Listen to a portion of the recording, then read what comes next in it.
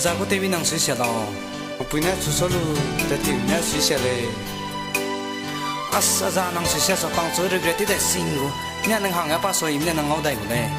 để đuôi chúng ngay tại là play năng tu ni gai a suy xét đây bye bye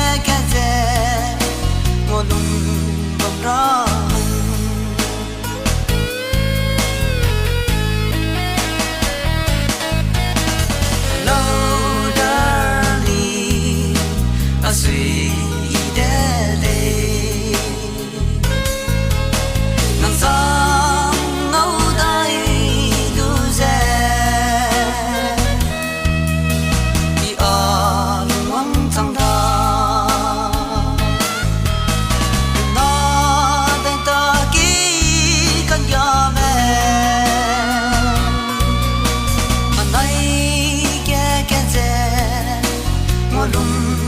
ra